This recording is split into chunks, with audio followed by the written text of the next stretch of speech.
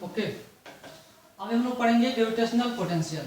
ठीक है, तो ग्रेविटेशनल पोटेंशियल जो हम पढ़ेंगे वो किसी न किसी एक पॉइंट को रेफरेंस पॉइंट मान के चलेंगे तो ही हम पढ़ सकते हैं, क्योंकि एक्चुअली ग्रेविटेशनल पोटेंशियल डिफाइंड नहीं होता, change in gravitational potential defined होता है। We can only define the change in gravitational potential. तो चेंज इन ग्रेविटेशनल पोटेंशियल को डिफाइन करने के लिए हमारे पास change in gravitational potential energy भी चाहिए, तो ही हम पता कर सकते हैं।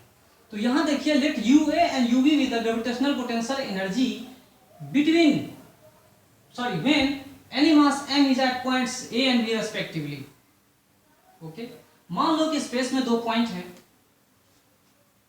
ये पॉइंट a है और ये पॉइंट b।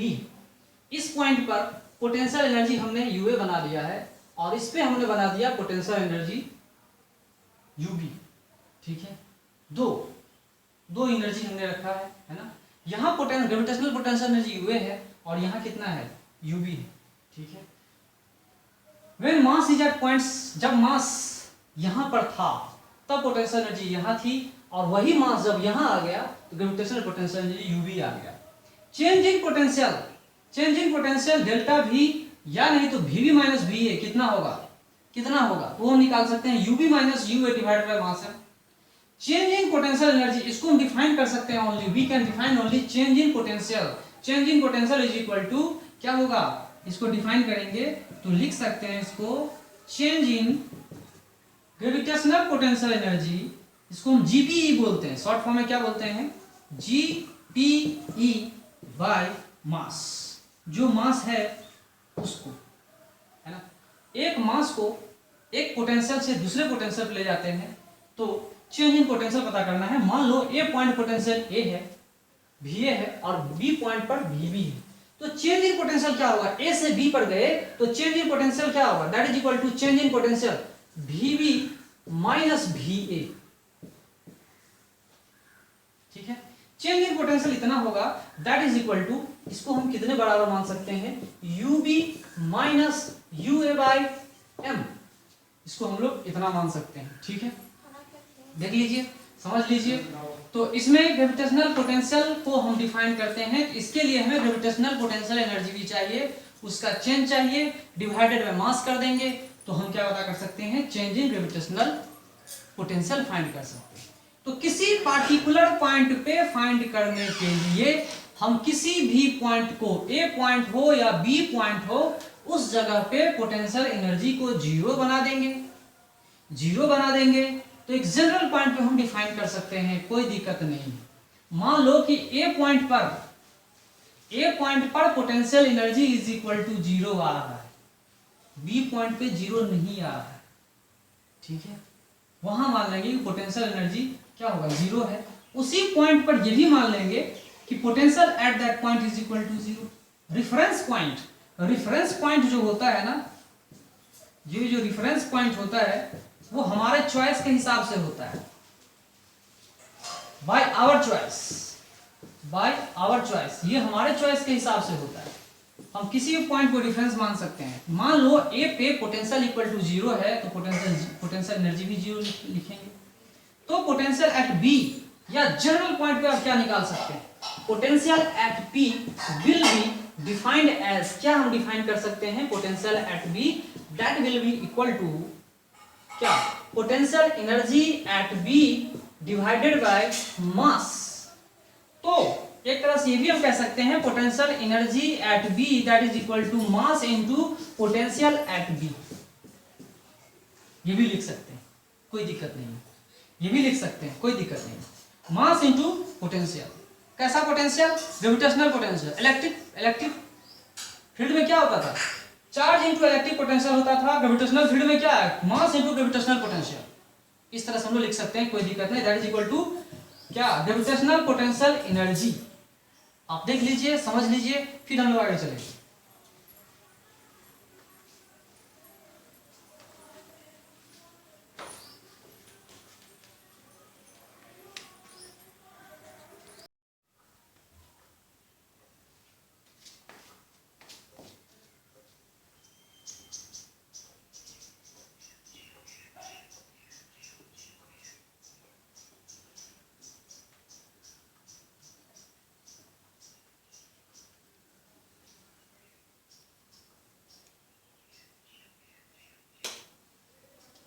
ओके, चलते हैं। अभी हम फाइंड करेंगे gravitational potential due to a point mass at any point, due to a point mass at any point, है ना।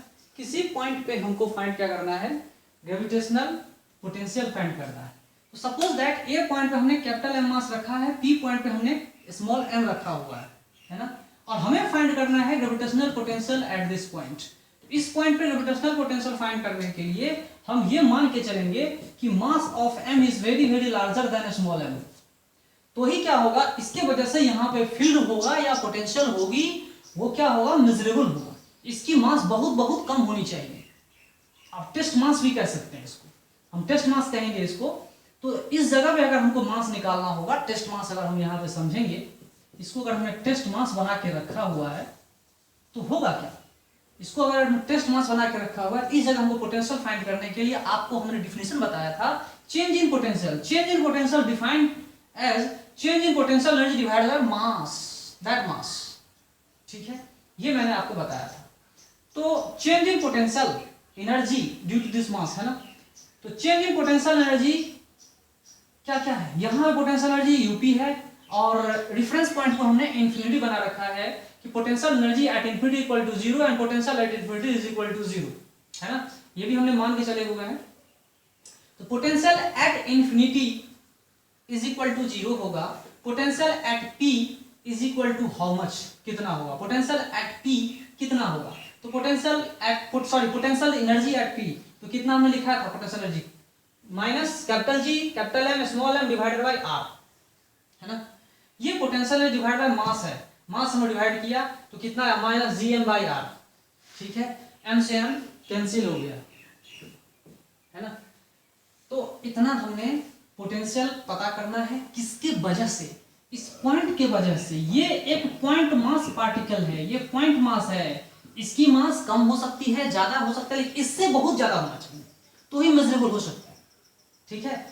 इसको हमने टेस्ट मास बना के रखा है, इसकी मास बहुत बहुत कम होनी चाहिए कंपेरेबल टू दिस, क्योंकि अगर इसका मास बहुत ज्यादा हो गया या इसके आसपास मास आ गया तो ये अपने आसपास ग्रेविटेशनल फील्ड प्रोड्यूस करेगा और इसके फील्ड को डिस्टर्ब करेगा, और ऐसा हमें होने नहीं देना है। इसके वजह इसको क्या करना है, बहुत बहुत कम रखेंगे, जिसके वजह इसके फील्ड, इसके आसपास ग्रेविटेशनल फील्ड बहुत कम हो, और इसके वजह से ग्रेविटेशनल फील्ड इस पॉइंट पर आर सेपरेशन पे कितना होगा वो हमें पता करना है। ओवरऑल हम क्या कह रहे हैं, एक पॉइंट मास पार्टिकल की वजह से कितना स्ट्रेंथ है ग्रेविटेशनल फील्ड का, वो हम पता कर रहे हैं। ये जो ग्रेविटेशनल पोटेंशियल है आखिर क्या है, ये स्ट्रेंथ है, it is strength of A point mass, point mass का स्ट्रेंथ है, अट्रैक्टिव स्ट्रेंथ है ये, that type of strength is called attractive strength. इस चीज को आप लोग समझिए, ये कैसा स्ट्रेंथ है भाई, तो ये अट्रैक्टिव स्ट्रेंथ, खींचने का स्ट्रेंथ है, अपने तरफ खींचने का स्ट्रेंथ है, इसीलिए हमने माइनस साइन लिखा है यहाँ पर, इसलिए हमने क्या लिखा है, माइनस साइन लिखा है। पोटेंशियल अगर निगेटिव है विद सेपरेशन आर, तो आप इजी वे में देख सकते हैं, potential at P is directly proportional to mass of the point mass particle. जितना मास ज्यादा है इसका, उतना ही ज्यादा पोटेंशियल होगा उस जगह पर। दूसरा चीज हमने क्या देखा, क्या देख रहे हैं यहाँ पर, अगर यहाँ पे अगर मैंने इफ आर इज कांस्टेंट, अगर आर कांस्टेंट हो गया तो दूसरा चीज क्या देख रहे हैं कि potential at P is inversely proportional to R. Inversely proportional to R का मतलब क्या है, इनवर्सली प्रोपोर्शनल टू आर, अगर मैंने सेपरेशन को बढ़ा दिया तो पोटेंशियल धीरे धीरे धीरे धीरे घटते हुए चला जाएगा और इन्फिनिटी पे जीरो हो जाएगा। मैं बता दिया, रेफरेंस पॉइंट आसान है समझाना कि इन्फिनिटी पे जीरो हम मान सकते हैं, वैसे आप कहीं पे भी मान सकते हैं, है ना, ये आपके चॉइस पे डिपेंड करता है। तो इन्फिनिटी पे हम बना सकते हैं, बशर्ते इस दूसरे कहानी में बशर्ते क्या कंडीशन है कि m को हमने कांस्टेंट बना रखा है, देन ओनली सेटिस्फाइड। अब इन दोनों को हम अगर फुलफिल करेंगे तो क्या कहानी आएगा, क्या कहानी आ रहा है, पोटेंशियल निगेटिव है ना, अट्रैक्टिव है, तो अगर मैं ग्राफ ड्रॉ करूं तो कौन सा सिचुएशन में जाएगा, आर तो पॉजिटिव है, पोटेंशियल निगेटिव है ना, तो ग्राफ कुछ इस तरह से चला जाएगा। और इस कहानी में क्या क्या कांस्टेंट है, कैपिटल जी तो कांस्टेंट है ही, है ना, एम कांस्टेंट, इसका कहानी एम कांस्टेंट है, लेकिन potential at P versus R अगर हमें फाइंड करना है तो चलिए नीचे वाले ग्राफ में फोर्थ क्वाड्रेंट में हमने इस तरह से लिखा इनवर्सली प्रोपोर्शनल टू आर, लेकिन अगर आर कांस्टेंट हो, तो डायरेक्टली प्रोपोर्शनल टू एम। ठीक है, तो अगर मैं यहां पर एक ग्राफ ऐसा बता दूं, पोटेंशियल वर्सेस मास, जितनी मास ज्यादा होगी उतना ही क्या होगा, पोटेंशियल बढ़ेगा। ठीक है, पॉजिटिव मान के चलेंगे इस केस में, और आर यहाँ पे क्या मानेंगे, कांस्टेंट है, तो हमारी कहानी काफी आसान पड़ जाएगा। तो चलते हैं इसी क्वेश्चन को इक्वेशन में सॉल्व करेंगे कि किसी पॉइंट मास पार्टिकल का मास है 100 kg। ठीक है, सेपरेशन है 1 मीटर। बताइए 1 मीटर पर 100 kg के वजह से कितना पोटेंशियल है, अट्रैक्टिव पोटेंशियल कितना है, वो कितना है। तो आराम से हम लिख सकते हैं पी पॉइंट पे या 1 मीटर पे कितना होगा, दैट इज इक्वल टू 6.67 10⁻⁻11 है ना, इनटू 100 kg, 100 डिवाइडेड बाय 1 है ना, 1 मीटर। अब इसको क्या करेंगे, लिखेंगे 6.67 10⁻⁻100 है ना, यहां लिखेंगे -9 है ना, क्या होगा, यूनिट क्या होगा बताइए, यहां पर यूनिट क्या होगा, तो पोटेंशियल एनर्जी कितना यूनिट, इजी, पोटेंशियल एनर्जी कितना, जूल बाय केजी है ना, जूल पर केजी, ये लिखेंगे है ना।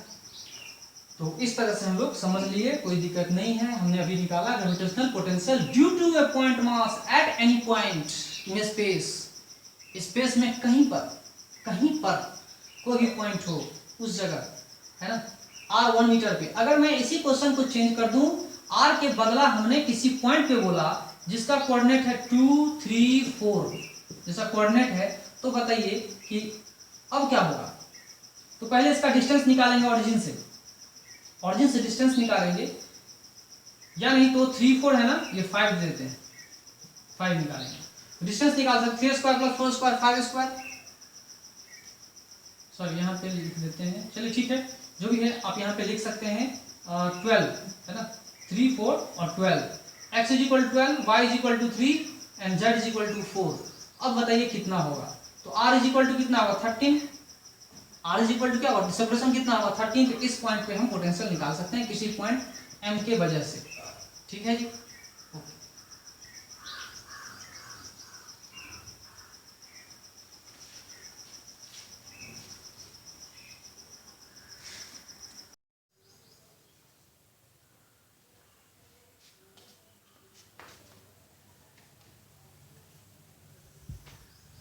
ओके अभी हमको फाइंड करना है सेकंड चीज, gravitational potential due to ring at a point on its axis. इसके एक्सिस के ऊपर पी पॉइंट पे हमें ग्रेविटेशनल पोटेंशियल फाइंड करना है।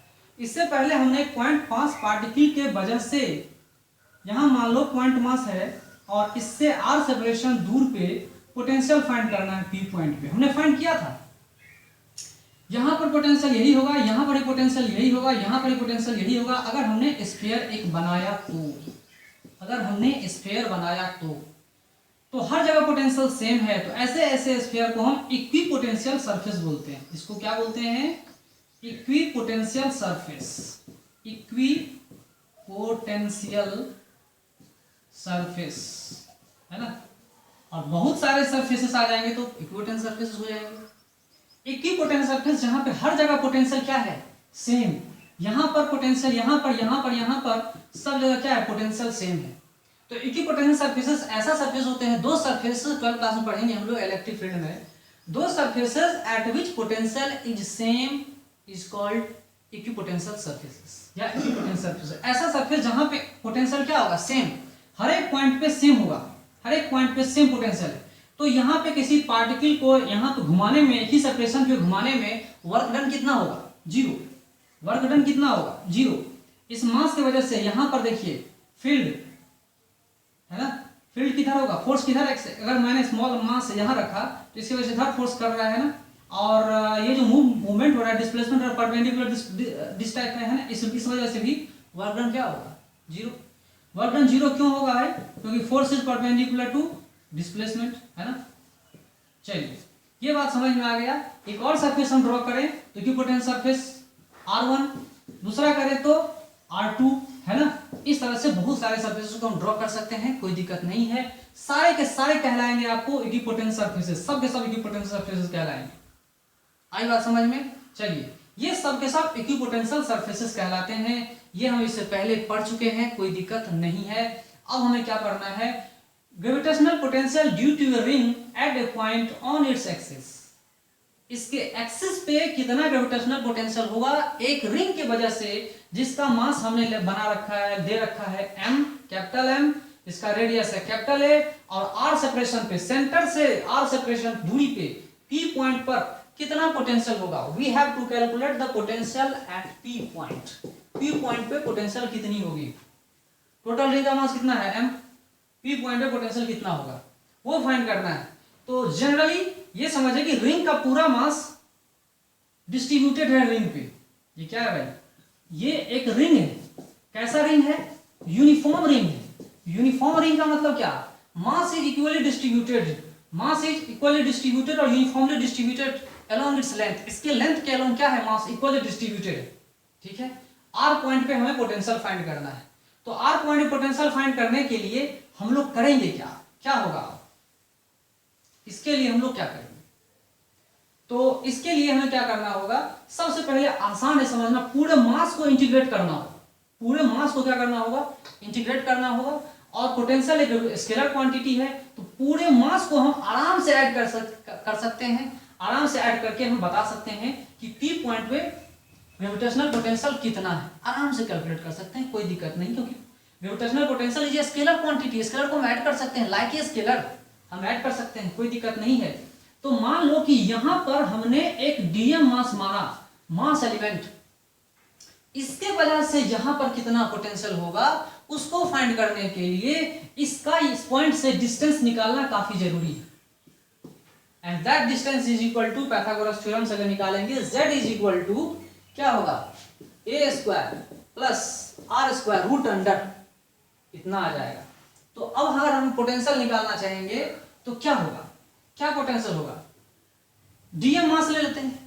इस डीएम मास के वजह से जो डीएम है कैपिटल एम मान लो, इस डीएम के वजह से स्मॉल पोटेंशियल एट पी कितना होगा? Small potential that is equal to minus G DM divided by Z, और Z is equal to DV is equal to कितना है? Minus G DM, DM is equal to कितना? जितना होगा उतना होना चाहिए, by Z, Z is equal to क्या है?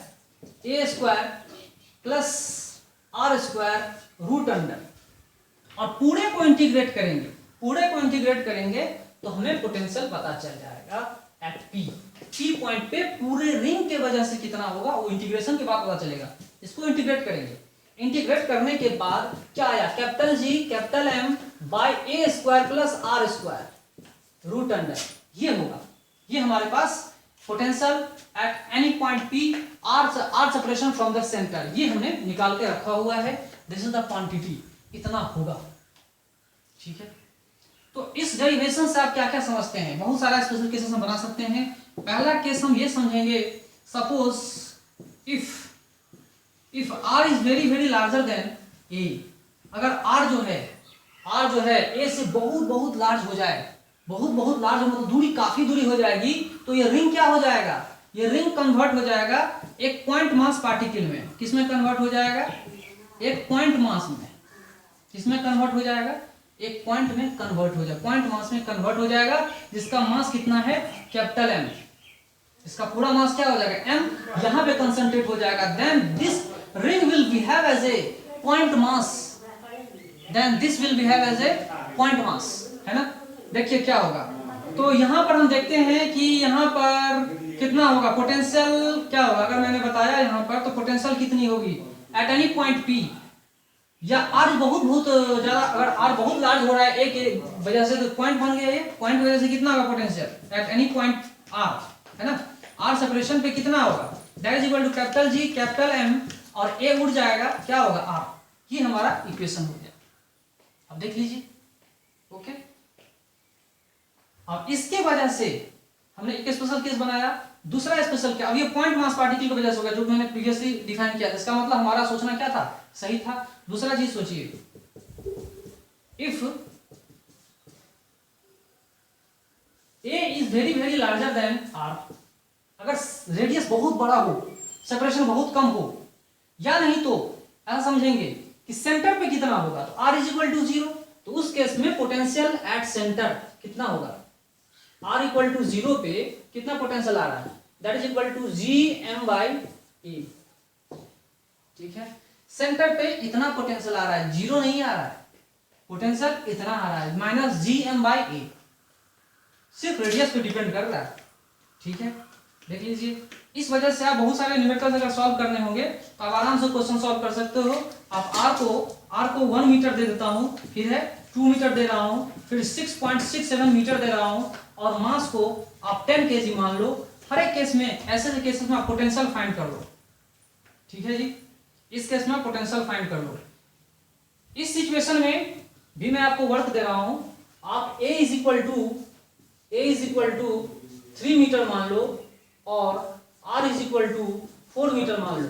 अब इस केस में बताओ कि ग्रेविटेशनल पोटेंशियल कितना होगा, और ये जो M है वो कितना है, 50 kg है। उस केस में आपको ग्रेविटेशनल पोटेंशियल फाइंड करना है। ये आपका होमवर्क है। नहीं समझ में आ रहा, मैं आपको बता रहा हूँ, काफी इजी है बनाना इसको बनाने के लिए क्या करेंगे, 6.67 मैं आपको हिंट दे रहा हूँ, 10⁻⁻11 mass is equal to 50 kg divided by A square R square कितना होगा 5 से 5 डिवाइड कीजिए, कितना होगा 10, तो कितना आ रहा है आंसर, माइनस में आएगा 6.67 10 रेज टू कितना -10। ठीक है, जूल पर केजी, ये पोटेंशियल निकल जाएगा। ऐसे इसको भी कैलकुलेट करोगे, है ना। ठीक है, और इस सिचुएशन में भी आप बना सकते हो, कोई दिक्कत नहीं है। अगर A is equal to 2 metre दे दिया, 5 मीटर दे दिया, है ना, और 10 मीटर दे रहे हैं, हर एक केस में आपको कैलकुलेट करना है एट सेंटर पे कितनी होगी।